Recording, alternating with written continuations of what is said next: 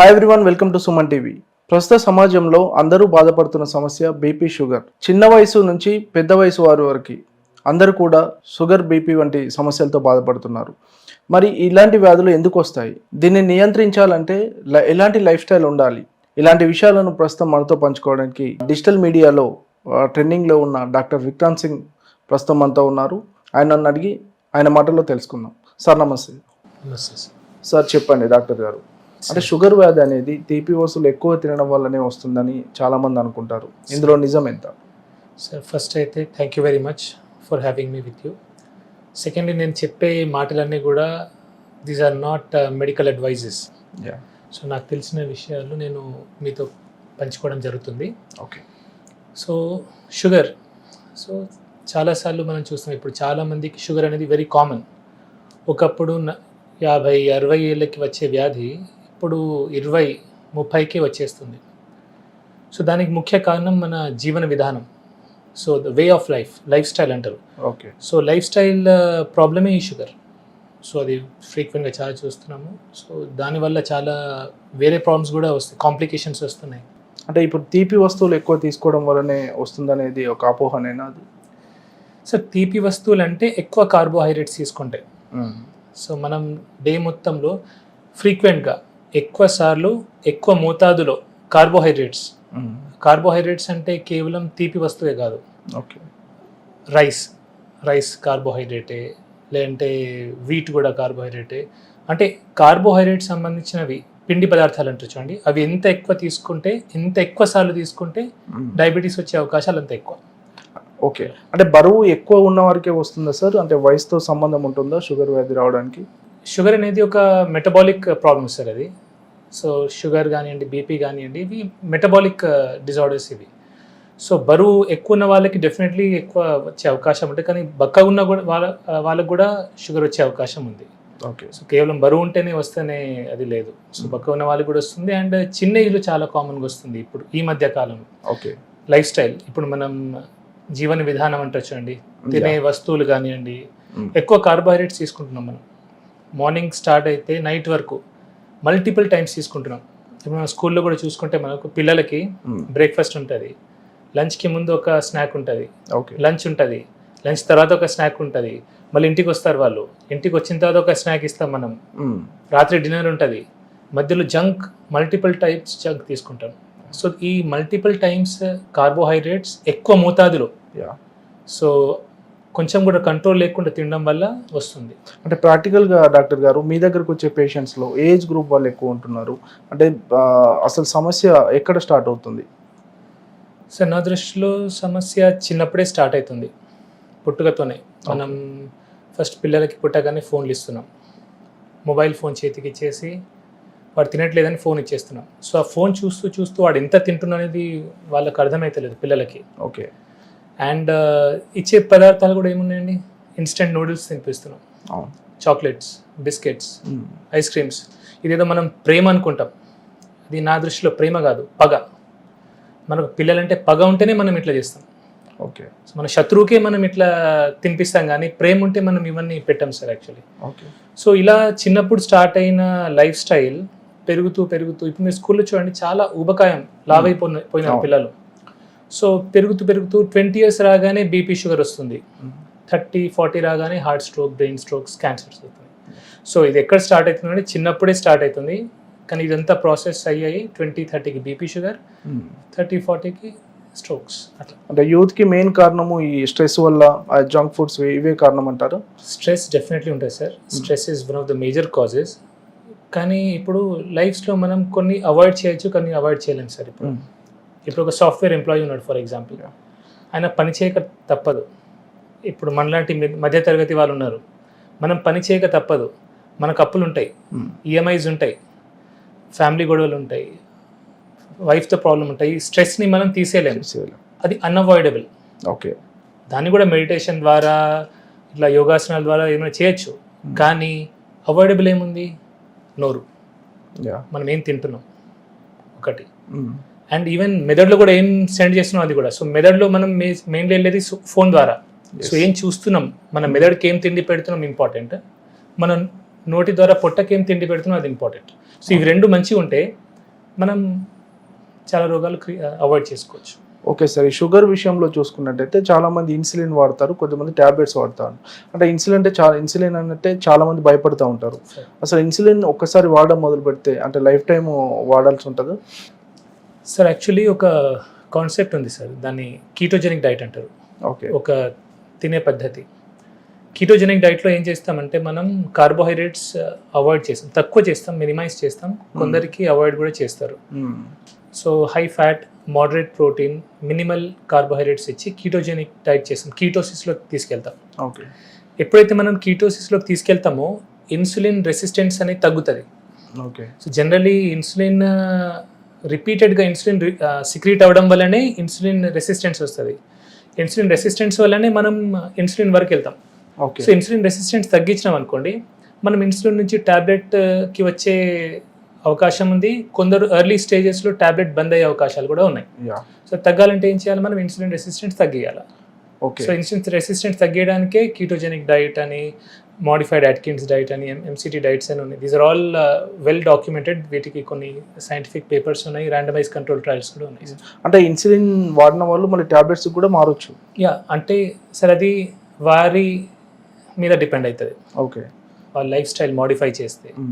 కేవలం డైట్ ఒకటే అని చెప్పాను, వాళ్ళు డైట్ చేయాలా, ఎక్సర్సైజ్ చేయాలా, ఓకే, స్ట్రెస్ని తగ్గించే ప్రయత్నం చేయాలి, ఓవరాల్ లైఫ్ స్టైల్ని మార్చితే ఆ ఇన్సులిన్ నుంచి ట్యాబ్లెట్ వచ్చిన సందర్భాలు ఉన్నాయి. ఓకే సార్, అంటే ఒకవేళ లైఫ్ స్టైల్ మారిస్తే, వాళ్ళ జీవన విధానం మార్చుకుంటే కనుక అంటే షుగర్ని పూర్తిగా కంట్రోల్ చేయవచ్చా?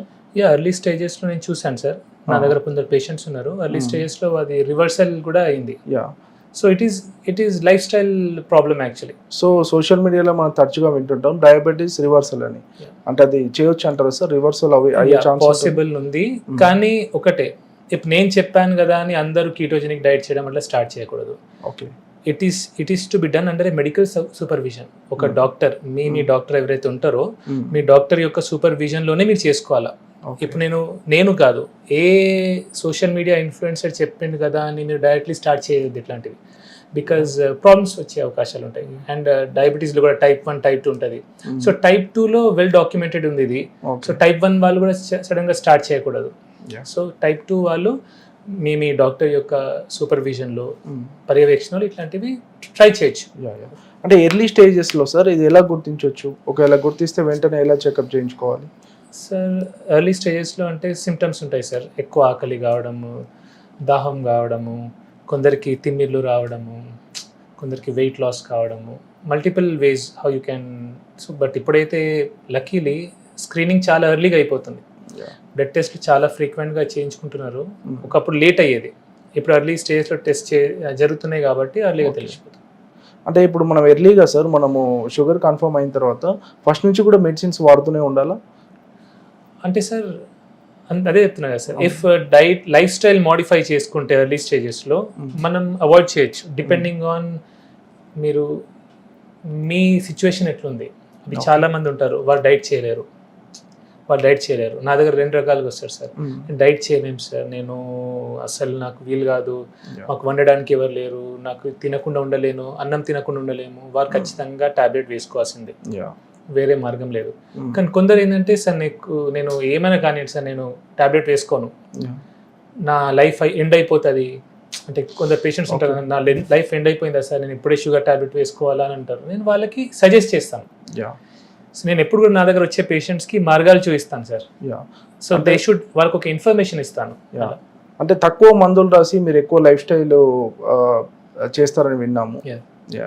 అది ఎంతవరకు సక్సెస్ అవుతుంది సార్? డెఫినెట్లీ సార్, చాలా వరకు బెనిఫిట్ అవుతుంది.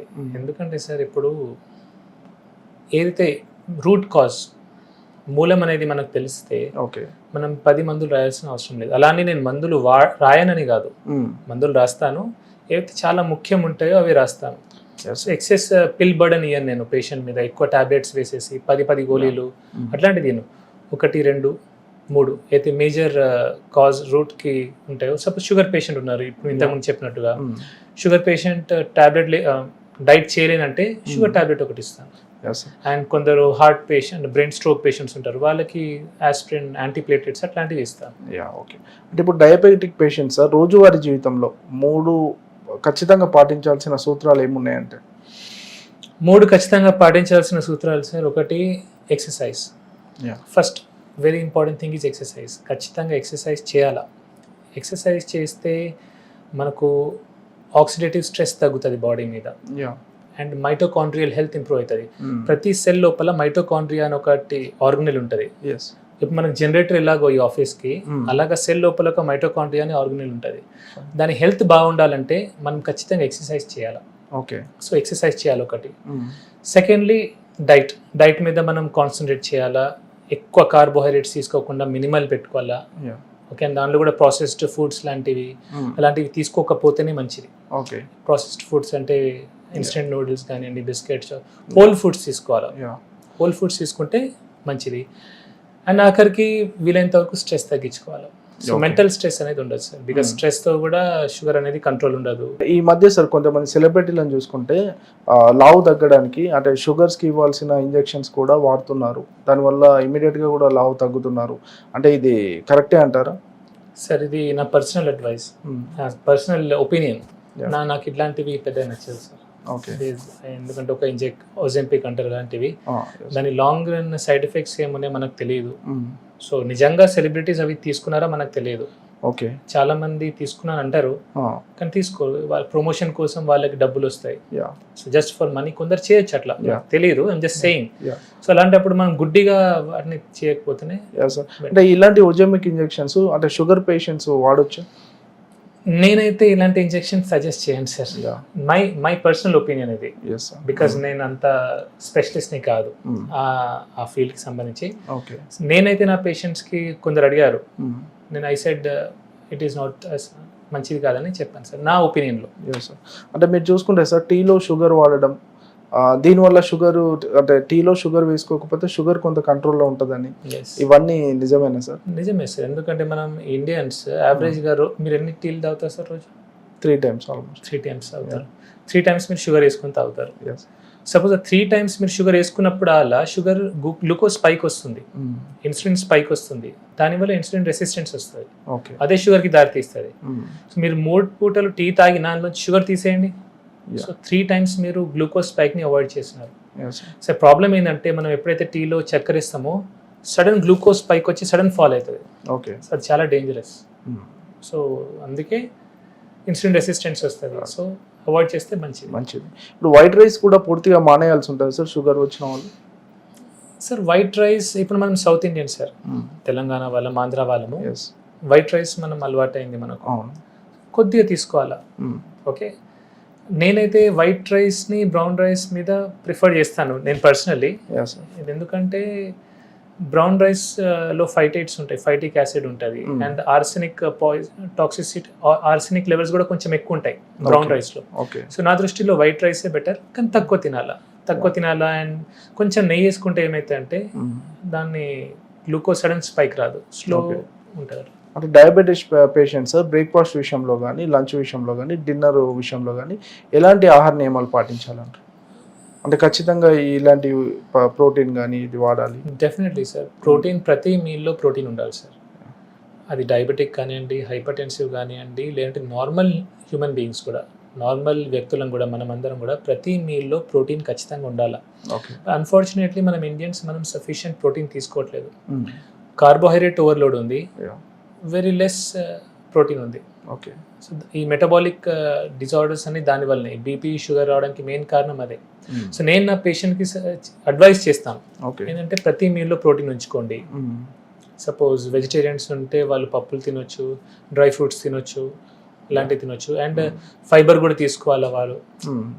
అండ్ నాన్ వెజిటేరియన్స్ ఉంటే ఎగ్స్ కానివ్వండి, మటన్, చికెన్, ఫిష్ అన్ని ప్రతి మీల్లో కొద్దిగా తీసుకుంటే ఏంటంటే హెల్తీగా ఉంటాం మనం. సార్, షుగర్ని మామూలుగా సైలెంట్ కిల్లర్ అంటారు కదా, అంటే తెలియకుండానే బాడీలో ఆర్గాన్స్ చాలా నష్టపడతాం. అంటే మెయిన్గా ఎలాంటి ఆర్గాన్స్ మీద ఎఫెక్ట్ పడుతూ ఉంటాయి సార్? షుగర్ వల్ల డయాబెటిక్ నెఫ్రోపతి, కిడ్నీ పాడవుతుంది, డయాబెటిక్ రెటానోపతి, కళ్ళు పాడవుతాయి, డయాబెటిక్ న్యూరోపతి, నరాలు పాడవుతాయి, డయాబెటిక్ కార్డియోమయోపతి, గుండె పాడవుతాయి. ఇవన్నీ కావడానికి కారణం ఏంటంటే మన బ్లడ్ లోపల only 4 to 5 grams of sugar ఉండాలి sir at any point of time. So మనకు ప్రతిసారి ఇన్సులిన్ ఎందుకు రిలీజ్ అవుతుంది ప్యాంక్రియాస్ నుంచి అంటే బ్లడ్ లోపల 4 to 5 grams కంటే ఎక్కువ షుగర్ ఉంటే అది చాలా డేంజరస్. అదేం చేస్తుంది అంటే ఈ రక్త నరాలని డ్యామేజ్ చేస్తాయి, ఇన్ఫ్లమేషన్ అంటారు. సో ఇన్ఫ్లమేషన్ వల్ల ఏమైతే ఎండ్ ఆర్గన్ డిసీజ్ వస్తాయి. ఓకే. సపోజ్ కిడ్నీకి సప్లై చేసే బ్లడ్ వెజల్లో ఏదైనా ఇన్ఫ్లమేషన్ వస్తే కిడ్నీ పాడవుతుంది. బ్రెయిన్కి సప్లై చేసే బ్లడ్ వెజల్లో రక్త నరం లోపల ఇన్ఫ్లమేషన్ వస్తే బ్రెయిన్ స్ట్రోక్ వస్తుంది. ఓకే. గుండె దానికైతే హార్ట్ స్ట్రోక్ వస్తుంది. సో ఇన్ఫ్లమేషన్ తగ్గాలంటే మనం తక్కువ క్వాంటిటీలో కార్బోహైడ్రేట్స్ తీసుకోవాలి. Okay sir. ఇప్పుడు డయాబెటీస్ ఉన్న వాళ్ళు sir correct life style follow అయ్యి మళ్ళీ రివర్స్ డయాబెటీస్ అయిన సిచ్యువేషన్లో మళ్ళీ మందులు వాడాల్సిన అవసరం ఉండదు ఇక వాళ్ళకి? డయాబెటీస్ రివర్సల్ ఉంటే అవసరం ఏముంటుంది సార్? అంటే మళ్ళీ వచ్చే ఆస్కారం అట్లా ఏముండదు? వాళ్ళ లైఫ్ స్టైల్ మేనేజ్ చేయాలా సార్? ఇప్పుడు సింపుల్ సార్, ఇప్పుడు మనకు తలనొప్పి వచ్చింది, తలనొప్పి గోలేసుకున్నాము. ఓకే, కాలు నొప్పి వచ్చింది, కాలు నొప్పి గోలేసుకున్నాం. మనం తలనొప్పి లేనప్పుడు తలనొప్పి గోలేసుకోం కదా. సో షుగర్ కూడా అలాంటి నొప్పి. కానీ మనం తలనొప్పికి సంబంధించిన పనులన్నీ చేసి సపోజ్ ఎక్కువ ఆల్కహాల్ తీసుకున్నాం అనుకోండి, హ్యాంగ్ ఓవర్ వస్తుంది. హ్యాంగ్ ఓవర్ వచ్చినాక ఏం చేస్తాం? గోలేసుకుంటాం. మీరు ఆల్కహాల్ తాగలేదు అనుకోండి, మీకు హ్యాంగ్ ఓవర్ రాదు, మీరు పెయిన్ కిల్లర్ వేసుకోవాల్సిన అవసరం లేదు. షుగర్ కూడా ఆల్మోస్ట్ అంతే, అంటే ఎగ్జాక్ట్లీ అంతా అనట్లేదు, బట్ యూ కెన్ సీ. మీరు సపోజ్ ఎక్కువ కార్బోహైడ్రేట్స్ తీసుకున్నారనుకోండి, దాంతో మీకు డ్యామేజ్ అవుతుంది, షుగర్ లెవెల్స్ పెరుగుతాయి. సో తక్కువ తినాలా. ఓకే. ప్రతి మీల్లో ప్రోటీన్ తీసుకొని, ఫైబర్ కంటెంట్ తీసుకొని, తక్కువ కార్బోహైడ్రేట్స్ తీసుకుంటే షుగర్ స్పైక్ రాదు, కాబట్టి షుగర్ గోళీలు అవసరం లేదు. సార్ జెనెటిక్స్ ప్రభావం ఎలా ఉంటుంది సార్? అంటే వంశపారంపర్యంగా వచ్చే అవకాశాలు ఉంటాయి? డెఫినెట్లీ ఉంటాయి సార్. మోస్ట్లీ టైప్ 1 డయాబెటీస్లో ఎక్కువ ఉంటుంది, టైప్ 2లో తక్కువ, బట్ టైప్ 2లో కూడా ఉండొచ్చు. అంటే డయాబెటీస్ వస్తే ఈ 3 కంపల్సరీగా మానేయాలి అంటే ఏ 3 చెప్తారు? డయాబెటీస్ వస్తే ఈ 3 మానేయాలంటే ఫస్ట్ రిఫైన్డ్ ఫుడ్ ప్రొడక్ట్స్ మానేయాలంటే సార్. రిఫైన్డ్ షుగర్స్, బయట మనం refined chips, biscuits, chocolates, cool drinks, refined foods avoid చేస్తే మంచిది. Alcohol in any quantities poison, toxic. So alcohol తాగకపోతే, ఆల్కహాల్ అంటే బ్రాండీ, విస్కీ, రమ్ము, కళ్ళు, బియర్ అన్నీ కూడా. చాలా మంది బియర్ని ఆల్కహాల్ అనుకోరు, కళ్ళు ఆల్కహాల్ కాదు, అది కూడా alcohol. So any form of alcohol తీసుకోకపోతే మంచిది. And anything that causes inflammation sir, inflammation cause చేసే ఏ వస్తువు అయినా సరే అది తీసుకోకపోతేనే మంచిది. షుగర్ ఉన్న వాళ్ళకి ఒక డౌట్ ఉంటుంది సార్, అన్ని రకాల ఫ్రూట్స్ తినొచ్చా షుగర్ ఉన్న వాళ్ళు? హై గ్లైసిమిక్ ఇండెక్స్ ఉన్న ఫ్రూట్స్ తీసుకోకపోతే మంచిది sir. Okay. High glycemic index దేనిలో ఉంటుంది? మ్యాంగోలో ఉంటుంది, రైప్ మ్యాంగోలో, రైప్ బనానాలో ఉంటుంది, రైప్ గ్రేప్స్లో ఉంటుంది. అవి తక్కువ తింటే better. Fruits which are better అంటే apple is better, papaya is better, guava, జామకాయ ఇస్ బెటర్. ఇంకోటి ఇక్కడ వెరీ ఇంపార్టెంట్, ఎందుకంటే ఇప్పుడు బెటర్ అన్నా కాబట్టి కిలోలు తినకూడదు అది కూడా. ఎందుకంటే అది కూడా ఎక్కువ తింటే అది కూడా గ్లూకోజ్ పెరుగుతుంది మళ్ళీ లిమిటెడ్గా. షుగర్ పేషెంట్స్ మీ దగ్గరకు వచ్చే పేషెంట్స్ కానీ వీడియో చూస్తున్న వాళ్ళకి షుగర్ గురించి ఏం చెప్పాలనుకుంటున్నాను? మీకు షుగర్ ఉంది, టైప్ 1 డయాబెటీస్ గురించి చెప్పాను, కానీ టైప్ 2 డయాబెటీస్ వారు మీకు షుగర్ ఉందంటే అది మీ చేతిలో ఉంది అది. ఓకే. సో మీరు లైఫ్ స్టైల్ మంచిగా చేసుకొని, ప్రాపర్గా కార్బోహైడ్రేట్స్ తక్కువ చేసుకొని, ప్రోటీన్ కంటెంట్ పెంచుకొని, ఎక్సర్సైజ్, జిమ్, యంగ్ అయితే జిమ్ చేసి, జాగింగ్, వాకింగ్ లాంటివి చేసి, పెద్దవాళ్ళు అయితే యోగాసనాలు, వాకింగ్ లాంటివి చేసి లైఫ్ స్టైల్ని మోడిఫై చేసుకుంటే షుగర్ ఉండదు మీకు. Fine sir.